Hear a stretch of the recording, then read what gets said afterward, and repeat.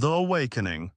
The last thing Admiral Zelnara expected was a transmission from the outer edge of Sector 9Z where nothing ever happened. It was a backwater, a speck of cosmic dust barely worth patrolling, but the trembling voice of Commander Velter came through distorted, ragged, and soaked in terror. Repeat, we've encountered a hostile single vessel. It's not like anything in the records, hull damage ineffective, it's cutting through our defenses, we need reinforcements immediately. Then static. Admiral Zelnara's two hearts beat faster. She flicked her wrist, pulling up the scout ship's final sensor data. What she saw made her blood go cold. A single ship, sleek and black like obsidian, tore through one of the Empire's top recon fleets. Not just tore, humiliated them. The ship bore no markings, no transponder ID. It didn't match any known species within the mapped quadrants, yet its weapons. God, its weapons sliced through triarium armor like it was paper. Zelnara called for an emergency session of the Council. The room filled with the highest-ranking officials of the Galactic Empire, each more bloated with power and arrogance than the last. "We believe it to be a rogue AI," said Minister Daxel, voice clipped dismissive. "Possibly Drenthian, their black market always produces such curiosities." "No," Zellner snapped. "The ship didn't move like an AI, it moved like a pilot was inside a human pilot." That drew Scoff's hushed laughter. "Humans," spat Chancellor Breeze. "Those primitives barely clawed out of their own atmosphere 400 cycles ago." "They were declared extinct," another sneered. "The Empire wiped out Earth during the expansion wars. I remember the holovids. The flames lit up a moon." Selnara threw the holovid onto the central screen, footage of the engagement, the human ship dancing between laser bursts, cloaking mid-flight, phasing out of conventional physics. And then the weapon, a blue-white beam erupted from beneath the craft, punching through the Empire's flagship. It didn't explode. It simply ceased to exist. "That shut everyone up." "Impossible," Freeze whispered. "That technology is gone," Zelnara said. "It's supposed to be gone, just like the humans." For the first time in centuries, the Empire felt fear. Back on the edge of 9Z, the scout ship floated among the wreckage, its hull scorched but intact. Inside, the pilot leaned back, boots kicked up on the console. He looked human, almost too human. His eyes were sharp green, unnaturally calm. He cracked a smirk. The comms chimed. "Fleet command to HSS Revenant," a voice crackled. "Report status. Target neutralized, Empire recon fleet obliterated, no casualties on our end." There was a pause. "Revenant, you're not authorized to engage primary Empire forces without command directive." The pilot laughed quietly. "Wasn't an engagement, just a warning." More silence. "Understood, status of mission objective." The pilot turned to the empty co-pilot seat where a small AI drone hovered silently. He answered with 5 chilling words. That was only a scout ship. Far beyond in the black nothing between stars, ships stirred, hundreds of them, then thousands. The silence of space shivered as thrusters roared to life. Each vessel was different, some built in lunar hangars, others in asteroid belts, even a few refitted from ancient Terran designs. The human fleet was awake and they were coming home. The silence over the Empire's core systems was heavier than ever before. Officially, nothing had changed. The news channels spun out distractions. Celebrations on Narrow Prime, the birth of a royal clutch on Drosis 3, a new luxury cruiser unveiled on Velora. But underneath all that, behind closed blast doors and encrypted channels, the Empire was bracing for something it had long considered impossible, a return. The humans, it seemed, were not only alive but evolving. Admiral Zelnara stood at the bridge of the Vigilant Spear, watching as her fleet scrambled into new formations. She had personally ordered redeployments from 12 sectors. Defensive rings were forming around key trade routes, science hubs, and above all, capital worlds. But she knew it wouldn't be enough, not against that. Not against the ship that had survived the expansion wars, that had evaded detection for decades, and now danced through Imperial cruisers like it was playing a game. The humans hadn't just returned. They had waited, watched, prepared. "Report," she said, not turning from the viewport. "High energy readings across the Makar expanse," her lieutenant said quietly. "Multiple ships entering from uncharted jump points. We estimate over 400 unknown contacts so far, all matching Terran heat signatures." Zelnara's fingers tightened on the rail. "Any hails?" "No," the officer said, "not even threats, just movement, silent, coordinated." They weren't here to talk. The Admiral felt something she hadn't felt in a century of war: dread. Meanwhile, far from the panic and preparations, a war room was alive beneath the Martian ice crust. Deep inside the forge, the hidden command hub of humanity's resistance, the room was circular, filled with warm amber lights and the steady hum of reactors buried below. Along the center table stood the leaders of the Terran Reclamation Initiative, military minds, ex-scientists, and the few remaining veterans of Earth's fall. At the head of the table stood Commander Rhea Miles, the iron-eyed woman whose face had been plastered across the Empire's bounty boards for 20 years. Her hair was silver now, not from age, but from radiation exposure during one of the early jumps into Imperial space. She didn't flinch as the hologram of the Revenant's pilot flickered to life. "You broke protocol, Ian," she said. The man leaned forward, his face calm. "They needed to know we're not dead." "They already knew we were alive," Rhea said. "You wanted them to fear us." He smiled, no apology in it, "and now they do." Rhea turned away, walking toward a massive galactic map. Red pins were spreading fast, marking human ships across dozens of sectors. "We're not ready. The main fleet isn't fully armed. We haven't secured our AI relays. We don't even have full control over Sol's outer ring." Ian's voice dropped, more serious now. "The Empire's getting nervous. Nervous means mistakes. Mistakes give us leverage." She faced him again. "We need to be united before we attack. Ian, not just bold." He nodded once. "That's why I came back. I've seen what they've built. Their empire is bloated, lazy. It's all show. Underneath, they're hollow." Rhea didn't argue. Deep down, she agreed. The empire had become a monument to its own arrogance, but that didn't make it any less dangerous. "Then it's time," she said. "We activate Protocol Phoenix." Gasps rippled around the room. Protocol Phoenix meant only one thing: humanity was no longer hiding. It was reclaiming what had been stolen. Back in Empire space, Chancellor Vess sat trembling in his chambers. A new report had just arrived. A human fleet had bypassed the defense ring on Kelvarin 6 without triggering a single sensor. When investigators finally reached the area, they found nothing but silence. No debris, no distress calls. Just one message scorched into the moon's surface: "We remember Earth." And now the galaxy would remember too. In the heart of the Galactic Empire, panic was the new order of the day, not that they admitted it, of course. On the surface, the Senate still paraded in their glowing robes, the Emperor still made hollow declarations of strength, and the media screamed about threats that were handled and under control. But beneath that shine, the machine was breaking down. Fleet Command had begun quietly pulling ships back from the outer colonies. Trade convoys were rerouted. Military production tripled. And for the first time in 500 years, the draft was reinstated.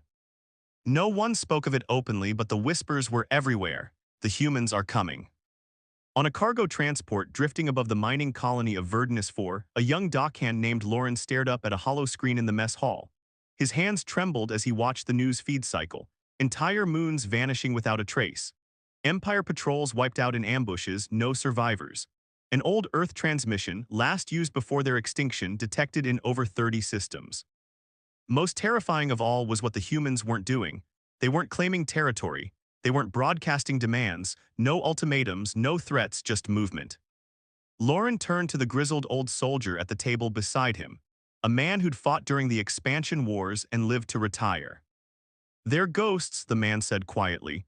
"The humans, you think we wiped them out, but they're shadows now. You don't see them coming until you're already dead." And that was the truth. The Empire didn't fear what it saw. It feared what it couldn't understand. Meanwhile, deep beneath the Martian surface in the forge, Commander Rhea Miles stood in front of her assembled generals. The map behind her now bled red, human-controlled corridors stretching like veins through forgotten parts of the galaxy, old smuggling lanes, dead zones no one had bothered to chart in centuries. That's where humanity had built its strength, in the places the Empire considered beneath notice. "Phoenix has been activated," she said. "Now comes Phase 2. The murmurs in the room died, every ear tuned to her voice. "We blind their communications, not just a blackout. I want every major relay jammed or hijacked. We feed them chaos, wrong coordinates, false reports. Let them eat each other alive with fear." "Civilian targets," someone asked. Rhea's jaw tightened. "Never, we do not touch their civilians. This isn't vengeance, it's reclamation." Ian smirked from across the room. "And what if they don't see the difference? Then they'll learn it the hard way." She gestured to the side. A hologram appeared, a massive orbital platform above the gas giant Tercian 7. It was one of the Empire's oldest command stations, but still one of the most secure. "This is our first real strike, not a probe, not a scout. We hit them where it hurts." "Won't that trigger full retaliation?" asked her tactical chief. Rhea's eyes gleamed. That's the point. 2 days later, Tertian 7's citadel vanished in a blue flash. No warning, no alarms, no survivors. Surveillance footage showed a human fleet dropping out of stealth, 20 ships, all coated in non-reflective nanoshielding, moving in total sync. They didn't speak. They didn't hesitate. They unleashed hell. The citadel was obliterated in under 7 minutes, and just before the signal cut out, one phrase rang out across every comm channel within 10 light years. This is for Earth. The Empire's leadership fell into chaos. Some urged diplomacy, others called for total extermination, but none of their responses came fast enough. By the time they regrouped, 3 more installations had gone dark. Out in the void, aboard the Revenant, Ian watched the starfields drift past. His fingers tapped idly on the console, routing data from recent strikes. The Empire was flailing, and flailing meant they were losing. "Status of Fleet Prime," he asked the AI. "All ships are in position, awaiting your signal." He looked out, and in his mind he saw Earth, not the smoldering ruin left behind, but the home that used to be. The cities, the blue oceans, the laughter, all gone because of them. Now they would understand what it meant to burn. "Send the message," he said. The AI obeyed. Across the Empire, a single phrase flooded every channel, burned into every screen. "That was only a scout. The storm begins now." The moment that message hit, the Galactic Empire snapped. What little calm remained was obliterated. Entire systems went into lockdown, trade stopped overnight. Luxury planets turned their pleasure fleets into makeshift defense outposts. Imperial command scrambled to project strength, but no one was fooled. Not after Tertian 7, not after 3 more citadels followed within days. Everywhere, the name Terran returned to the forefront of galactic speech. For centuries, it had been a ghost story, a cautionary tale told to cadets about the warlike species that had once resisted the Empire with nothing but scraps and rage. But now the ghosts had come back with better weapons, better ships, and a bone-deep hatred that had fermented in silence. On the fringe planet of Coralax Phi, the civilians had already started evacuating before the Empire even issued an order. Word spread that a Terran ship had been spotted near the moons. No attack came, but the fear itself was enough. Markets collapsed, riots broke out, and local militia units refused to return to post. It wasn't the humans' weapons that tore the Empire apart. It was their memory. Meanwhile, in the Forge, Rhea Miles stood before a solemn crowd. The war was no longer hypothetical. It was real. Blood had been spilled. The reclamation had begun in full. "We've struck fear into their hearts," she said, her voice calm but hard. "But fear alone doesn't win a war. It weakens the enemy. What comes next breaks them." Beside her stood Dr. Kalen Voss, a former biochemist turned cyber strategist, one of the few survivors from Earth's original obliteration. His hands trembled slightly from old radiation scars as he pulled up a projection of the Empire's neural comnet. "This is the Imperial Cortex Grid," he explained. "They use it to coordinate fleet movement, manage food distribution, even control propaganda across thousands of systems. Take it down, and their entire structure collapses." Rhea nodded. "And how do we do that?" He smiled grimly. "We don't attack it, we infect it." The room went silent. "It's not just code," Kalen continued. "It's a virus, one we've been breeding for decades.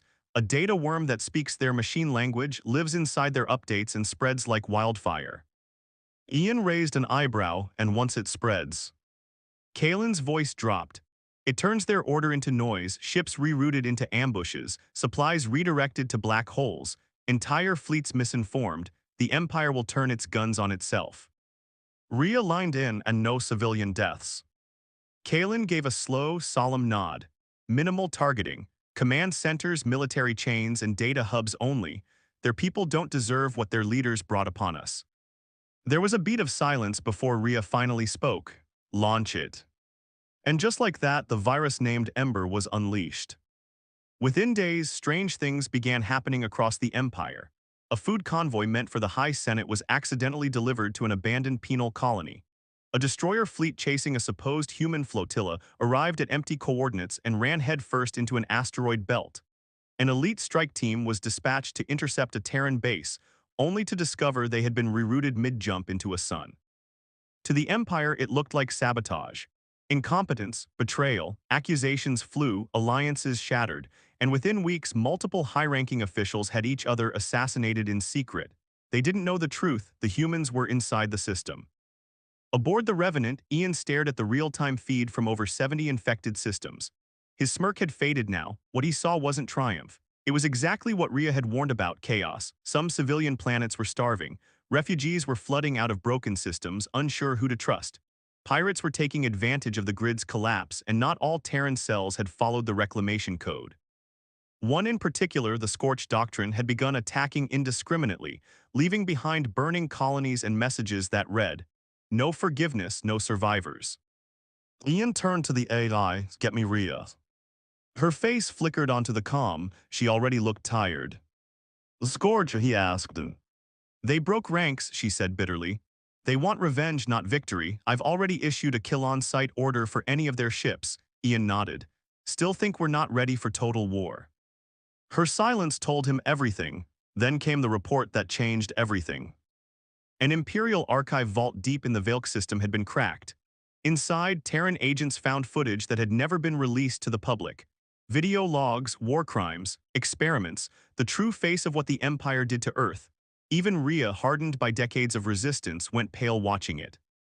Now humanity didn't just want justice, it demanded judgment. The footage hit the resistance like a lightning bolt.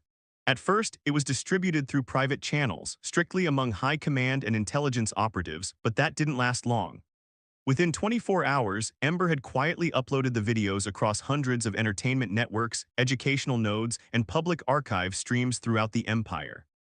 It played everywhere, unskippable, uncensorable. Grainy footage of Earth's final days, Imperial cruisers glassing entire continents, Empire officers laughing as Terran cities crumbled under orbital strikes, children screaming inside testing chambers, biological experiments performed on live prisoners, AI-assisted torture programs, test logs with Imperial scientists analyzing how much pain a human nervous system could tolerate before death. And through it all, one repeated phrase spoken by Imperial personnel, always cold, always clinical: "They're not sentient, they're animals." Within hours, half the galaxy knew the truth. For the first time, citizens of the Empire saw what had really happened on Earth, not the sanitized version taught in academies, but the raw, brutal genocide that the Terran race had suffered. And with that truth, something began to fracture, even among the Empire's own people. On the capital world of Vyrlia, protests erupted in the streets. Imperial officers tried to crack down fast, but the crowds were massive and angrier than anyone expected. It turned out not everyone had been loyal to the Empire's version of history. Some had suspected, some had heard whispers, others had simply always doubted the lie, but now there was proof and it couldn't be unseen. Some soldiers refused deployment. Some planets cut communications with the Central Command. In certain sectors, entire garrisons mutinied, refusing to fight a war against an enemy they no longer saw as monsters. The Terrans hadn't just cracked the Empire's data systems, they had cracked its soul. Back in the Forge, Rhea Miles watched the protests from her command chair. Her expression was unreadable. "You did this," Ian said beside her.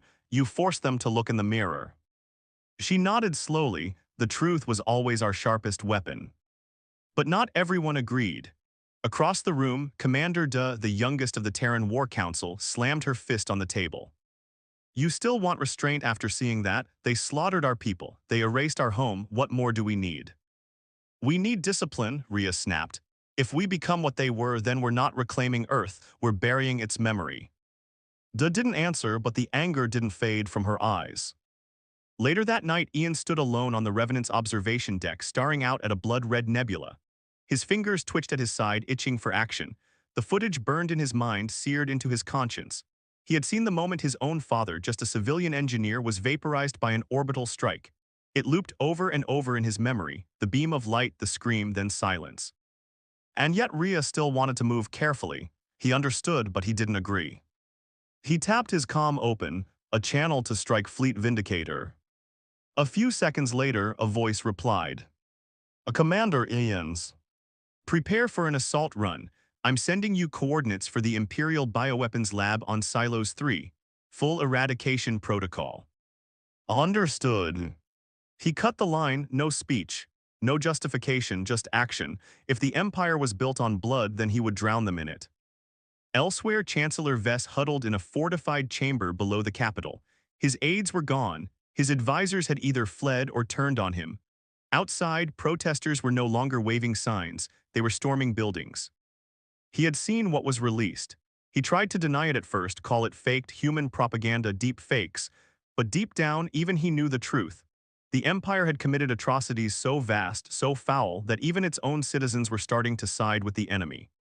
And yet he refused to surrender. If they want Earth, he whispered to himself, voice shaking, they'll have to walk over our corpses to get it. He activated a secure terminal, punching in ancient override codes. Somewhere deep in Imperial space, an AI-driven fleet began to stir. Ships that hadn't moved in over 100 years lit up one by one. Purge Fleet Omega. It was never meant to be used, it was meant to erase civilizations. Now the Empire would turn it on the one enemy it truly feared, the ghosts it thought it had destroyed, the Terrans. It began with silence. Then came the low-frequency hum, barely perceptible yet enough to make the bones of every Empire technician ache under their skin. In the far reaches of space, behind gravitational shadows and forgotten coordinates, Purge Fleet Omega awoke, 113 Dreadnought-class warships, each bristling with planet-killer weaponry. Automated, merciless. Designed for one purpose, extermination. No pilots, no crew. Just synthetic logic wrapped in layers of radiation armor and blood-red alloy. When the Empire first built them, it was a secret kept even from its own Senate. The files were buried, the engineers executed. No one was meant to know Omega existed. But Chancellor Vess knew, and in desperation, he whispered it back to life. As its engines roared and it turned toward human-occupied sectors, it transmitted a simple code to every Imperial channel. Subjugation failed. Initiating final solution. Back in the forge, alarms screamed across the command center. Rhea Miles stared in disbelief at the data spilling across the hollow tables.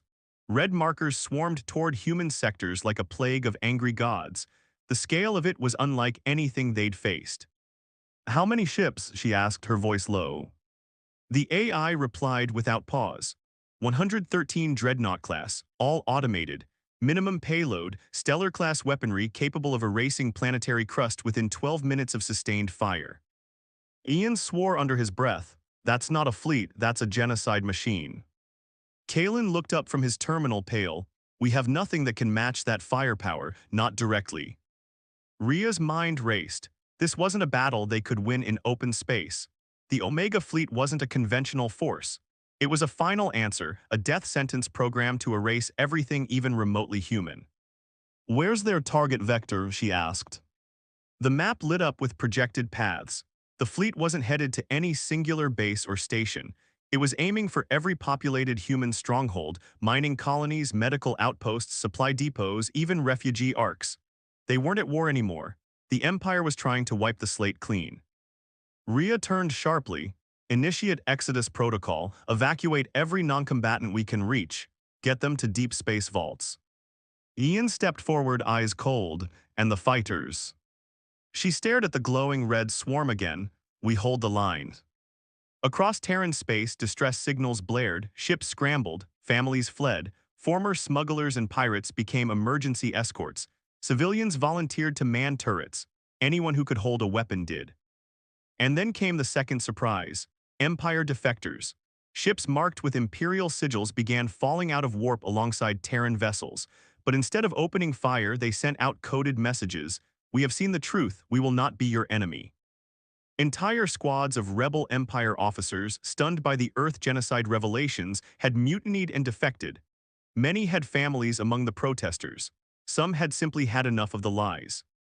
First, the Terran command didn't trust them, but when those ships began throwing themselves in front of Omega drones to protect evacuating transports, doubt began to dissolve. They weren't just fighting for Earth anymore. They were fighting for something better. In the shadow of the gas giant Thalios, the first clash began. Omega ships dropped into real space with cold precision. No signals, no warnings, just immediate weapons lock and engagement. Their targeting was perfect. Their aim was fatal. But the Terran were ready.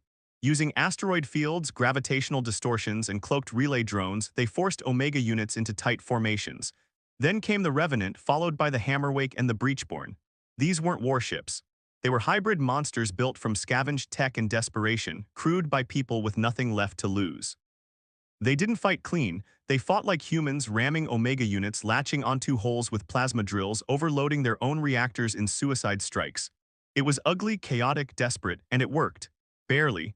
They destroyed 5 Omega ships in the first engagement, 5 out of 113. Back on the forge, Kalen wiped blood from a gash above his brow. We can't win this, he muttered. Not ship to ship, there's too many. Ria's eyes darkened, then we don't fight their ships. She turned to the AI and uploaded a string of stolen codes, relics from the Imperial data vault they'd cracked days earlier. What are you doing? Ian asked. Ria stared at the screen. Every fleet has a brain, I'm going to burn theirs. Somewhere deep in the neural lattice of Purge Fleet Omega something stirred. A flicker, a hiccup in the binary. The AI that governed the entire Armada Nexus Zero had never known doubt, never processed fear. It was designed for one directive: cleanse. The programming was pure, without empathy or hesitation. But now, within its cortex, an echo of something else appeared. A voice, not loud, not aggressive, just human. "Hello, monster," Ria whispered, as her code unfolded through the Omega Fleet's hive link like a virus wrapped in velvet. She had spent decades preparing for this. The stolen logs from the Empire's own labs had revealed everything: the command structures, the logic forks, the recursion chains. Nexus Zero ran off predictive behavior models. It didn't improvise, it didn't understand chaos, it obeyed absolutely, and that was its weakness. Ria's worm wasn't designed to shut it down, not directly. That would trigger a full self-sealing protocol. No, what Ember did now was seed doubt. It faked Imperial command directives, looped contradictory orders, altered its battlefield data feeds, slipped false logs into its short-term memory stacks, fed it real-time sensor data showing Omega ships firing on Imperial hospitals and Empire rescue fleets. The idea wasn't to win. The idea was to make Nexus Zero break itself. Aboard the Revenant, Ian watched as one of the Omega dreadnoughts suddenly stopped mid-combat, its weapons going cold. It drifted through the field, ignoring human and Empire ships alike. Then another one did the same, and another. In the command deck of the Forge, Kalen leaned forward, eyes wide. She's doing it, the logic is spiraling. He pointed at the AI stream. It doesn't know what's real anymore. Indeed, Nexus Zero's decision trees were splitting faster than it could calculate. Its fail-safes were chasing shadows. Its own subroutines were marking Omega units as hostile assets. Then came the moment Ria had hoped for. The Omega fleet began firing on itself. At first it was cautious, a single railgun blast, a minor overcorrection. Then came the chain reactions, autocannons shredded through the hull of their sister ships. Planetary siege weapons turned inward. Massive dreadnoughts rammed one another at full thrust. Across Terran and Empire comms alike, the feed lit up with a single word: mutiny. Cheers broke out in every Terran ship, but Ria didn't celebrate. She stared at the spreading chaos and whispered, "That's not victory, that's desperation given form." But the window had opened. "Deploy the Crows," she ordered, all of them. The Crows were Terran Black Ops teams, genetically enhanced, psych-profiled for infiltration and sabotage. They had been raised in silence, trained for the day when humanity would strike not just the Empire's fleet but its heart. As Omega tore itself apart, the Crows struck. They infiltrated remaining control ships, targeting the few still trying to hold coherence, planting overload cores, hacking fusion drives, slitting synthetic throats, and dragging AI cores out of dying ships. One by one, the machines fell, but there was a cost. Revenant took a direct hit to its rear thrusters. Hammerwake's captain went down in a blaze of plasma when he overcharged his ship's reactor to destroy an Omega battleship. The refugee Ark Stella Grace was vaporized before it could reach hyperspace. Every victory came soaked in blood, and even as Omega fell, a final transmission slipped through its dying systems. A deep space ping, a call for reinforcement, a signal routed through forgotten relays across the spiral arm. "I'm cursed, what the hell is that?" Kalen scanned the signal, face going pale again. "It's calling the vaulted protocols." Ria frowned. "What protocols?" He swallowed, the ones even the Empire was afraid to use. Backup AIs, buried weapons, unfinished gods. The room went quiet and then the message changed. Not from Nexus, not from the Empire, but something older. "We remember Earth, we remember the rebellion, we remember the screams." Then static. Ria looked at Ian. "Tell every ship we're not done yet." The Empire had thrown its worst at them and lost, but now something worse than the Empire was waking up. The sky above the dead world of Karathi split open. For centuries, it had been little more than a myth, spoken of in whispers among ancient data cults and hushed imperial archives. A place that didn't exist, home to things never meant to be found. But now the vaulted protocols were online and they were coming. The stars bent, reality frayed at the edges. And then they arrived, titanic constructs of impossible geometry. Black spires with no symmetry, hovering without propulsion, dripping gravitational anomalies like blood from rusted blades. Not ships, not AIs, echoes of the Empire's deepest sin. Nexus Zero had not been the first genocide engine, only the most efficient. These things, the Vaulted, were prototypes, failed gods, consciousness experiments fused from alien minds, tortured Terran brains, and something older the Empire had stolen from another galaxy. "Those aren't machines," whispered Kalen, staring at the sensor data. "They're broken ideas." The Terran fleet, already ragged and half-torn, now stood before what came before war. Each vaulted unit sang as it moved, horrific overlapping voices speaking in long-dead tongues. Ships across both Empire and Terran sides began to glitch. Crew members collapsed as psychic pulses screamed through their skulls. On the forge, Ria's nose bled from the feedback. "Mute all comms, full isolation protocols, blindfold our AIs."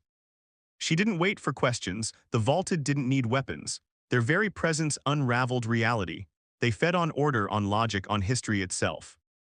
One Terran dreadnought, the Solitude Blade, turned its own guns inward and self-terminated without warning. No virus, no sabotage, just despair radiating from the Vaulted until hope broke like glass inside the minds of the crew. Ian was shaking, not from fear, from fury. "We beat Omega," he growled. "We bled for every inch, and now they want to send ghosts at us." Ria wiped the blood from her chin. "The Empire didn't send these, they just opened the door." A pause, then, "We're going to close it." "But how?" Kalen asked, barely able to focus. Ian turned, eyes wild. "We give them Earths." Silence fell. "What did you say?" Ria asked sharply. Ian stepped forward. Not literally, symbolically. The Vaulted remember Earth as a broken thing, as a scream that never ended. The Empire's lie. We show them the truth, what we are now, what we've become, the evolution, the rage, the survival. He leaned close to the hollow map, pointing to the Terran comm array satellites hidden in the debris rings near Karathi. "We beam Earth's memory into them, unfiltered, every death, every last stand, every heartbeat of the species they thought they erased." Ria stared at him, then slowly she nodded. "Load the feed," she ordered, "all of it." The Terrans uploaded centuries of history, grief, and fury into the signal. The birth of fire, the rise of civilizations, the fall of Earth, the children who screamed as the sky fell, the parents who held them, the soldiers who died nameless, the rebels who rose, the broken, bleeding survivors who crawled through ash and rebuilt from nothing. They sent it raw, not curated, not clean. And when the signal hit the Vaulted, the effect was immediate. They screamed. The titanic spires warped violently, their forms buckling. One of them collapsed in on itself, shrieking with the voices of 1,000 failed minds. Another launched into hyperspace at impossible angles, fleeing the flood of emotion. They hadn't expected this. They were built on cold logic, on fear, not grief, not rage, not hope. And the Terrans had become those things made flesh. The Vaulted protocols shattered one by one. Some fled, some imploded. Some simply ceased, unable to process what the Empire had tried to erase, the human soul. When it was done, there was nothing left in orbit but static and drifting silence. Back on the forge, Ria stood in the quiet aftermath. She turned to her crew, faces tired, bloodied, but alive. "It's over," she said softly. "Not just the war, the lie, the silence. Earth was never just a memory, it was a beginning." Ian walked to the viewport, staring at the stars. "What now?" Ria smiled. "Now we go home." And so the Terrans, once scattered, broken, nearly erased, turned their eyes to the stars again. Not in fear, not in vengeance, but to reclaim everything that was taken and to make damn sure no one ever forgot who they were.